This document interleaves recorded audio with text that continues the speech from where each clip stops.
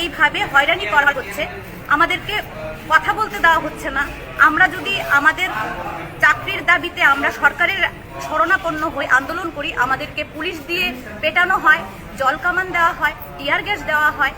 সরকার তার স্বৈরাচারী রূপটা আমাদের দেখায়। এই সরকার আমাদেরকে পরপর অনেকগুলো মিথ্যা মামলা দিয়েছে আমাদের বিরুদ্ধে।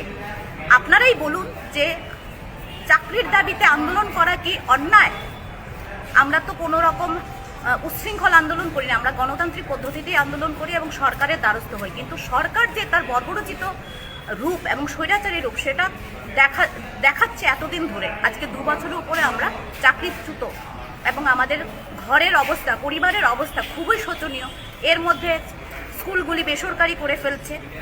আমাদের যে পরিবারের বাচ্চাগুলো সেগুলো তারা পড়াশোনা করা তো দূর, খাওয়াই জুটছে না। সেক্ষেত্রে আমরা বলবো যে এখন যে মুখ্যমন্ত্রী বর্তমানে এসছেন 10 মাস বা 11 মাসের জন্য, তার কাছে আমাদের দাবি থাকবে যে প্রাক্তন মুখ্যমন্ত্রী যিনি আমাদের দাবিগুলো, প্রতিশ্রুতিগুলো পূরণ করতে পারেননি, আপনি অবশ্যই পূরণ করবেন। আমরা অতি শীঘ্রই আপনার শরণাপন্ন হব। আজকের এই কোর্টে যে মিথ্যা মামলা হাজিরা দিতে এসেছি সেখান থেকে আপনাদের আমরা স্মরণ করিয়ে দিচ্ছি এবং আমরা দাবি রাখছি যে আপনারা আপনাদের প্রতিশ্রুতি পালন করুন এবং আমাদের চাকরি ফিরিয়ে দিন।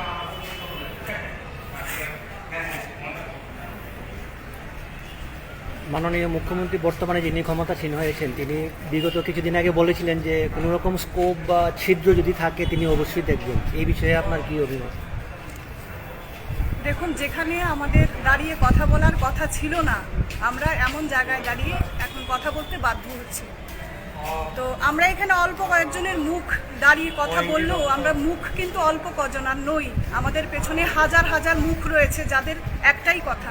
আমরা তো চাকরির দাবি নিয়েই কথা বলছিলাম, হক কথা বলছিলাম, নিজেদের অধিকারের কথা বলছিলাম এবং সেটা গণতান্ত্রিক পদ্ধতিতে। কিন্তু সেটা কি করে হলো? ফ্যাসিস্ট সরকার আমাদের যিনি রয়েছেন, যে সরকার কথা দিয়েছিল আমাদের যে 10,323-এর স্থায়ী সমাধান করবেন, উনি এইভাবে আমাদের স্থায়ী সমাধান করার চেষ্টা করছেন যে মুখ বন্ধ করিয়ে দিয়ে, কোর্টের দ্বারস্থ করিয়ে, জেল দেখিয়ে, ভয় দেখিয়ে, টুটি টিপে রেখে, কথা বলতে না দিয়ে ভেবেছেন যে আমাদের মুখ বন্ধ করিয়ে দেবেন।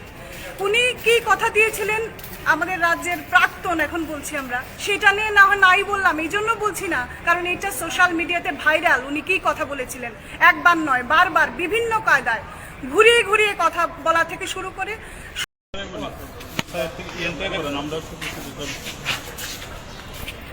ভিডিও না ভিডিও ফোন করে দিছো আগে কে দিও লাইভ না স্টার্ট করে স্টার্ট। দেখুন, আমরা দেখতে পাচ্ছি যে স্বৈরাচারী সরকার যে উপায়ে যে উপায়ে আমাদের সাধারণ জনগণকে গলা টিপে হত্যা করার জন্য যে উপায় অবলম্বন করে আমরা দেখতে পাচ্ছি, বিভিন্ন জিনিসই দেখতে পাই। এর মধ্যে একটা প্রকৃষ্ট উদাহরণ হলো 10,323। ওদের দাবি নিয়ে 2020 মার্চ মাসে ওদের দাবি নিয়ে ওদের কথা বলছিল। ওদের এটা হক দাবি, ওদের চাকরি নিয়ে ওদের দাবি করছিল সরকারের কাছে, যেই সরকার প্রতিশ্রুতি দিয়েছিল যে সরকার আসার পরে ওদের চাকরি ফেরত দেবে। সেই প্রতিশ্রুতি মোতাবেক ওরা দাবি নিয়ে, হক দাবি নিয়ে কথা বলছিল। সেই সময় পুলিশ তাদেরকে গ্রেপ্তার করে এবং তাদের বিরুদ্ধে একটা মিথ্যা মামলা লাগিয়ে দেয়। সেই মামলার অর্থ হলো যে যেহেতু কোভিড পরিস্থিতি চলছিল, তার জন্য 144 ধারা জারি ছিল, তার জন্য আপনাদের বিরুদ্ধে এই যে আইন ভঙ্গ করেছেন তার জন্য আপনাদের বিরুদ্ধে যে কগনিজেবল অপরাধ করেছেন তার জন্য তাদের বিরুদ্ধে 2টা ধারাতে পুলিশ চার্জশিট দাখিল করে। আমাদের বক্তব্য হলো যে ওদের এই যে দাবি, এটা হক দাবি। ওদের দাবিটা সরকারকে আবার মনে করে দিচ্ছি যে আপনারা যখন 18তে নির্বাচনে প্রতিশ্রুতি দিয়েছিলেন যে ওদেরকে চাকরি ফেরত দেবেন, যখন আপনারা সরকার আসবেন ওদেরকে চাকরি ফেরত দেবেন, সেই কথা বলে আপনার প্রতিশ্রুতি দিয়ে আপনারা সরকারে এসেছে। এখন ওরা যখন আবার আপনাদের মনে করে দিচ্ছিল, আপনারা দিচ্ছিলেন ওদের, কিন্তু আপনাদের মনে করে দিচ্ছে যে ওদের দাবিটা যে ওদের চাকরিটা দিয়ে দিন, কিন্তু আপনারা তখন কি করছেন? ওদেরকে পুলিশ দিয়ে কোর্টে পাঠাচ্ছেন, পুলিশ দিয়ে থানার জেলে পাঠাচ্ছেন। তো এখন আমরা আজকে ওদের হয়ে লড়াই করতে গিয়ে ওদের হয়ে আমরা আজকে কোর্টে দাখিল করেছি, পিটিশন দাখিল করেছি যে ওদের যে অপরাধ, সেই অপরাধ না, এটা আইনের চোখে এটা অপরাধ না। এবং আমরা মাননীয় আদালতের কাছে দরখাস্ত দিয়ে বলেছি যে ওদেরকে ওই প্রসিডিং থেকে মুক্তি দেওয়ার জন্য। এবং আদালত আমাদের পিটিশন গ্রহণ করেছেন, নেক্সট ডেট হিয়ারিংয়ের জন্য রাখবেন।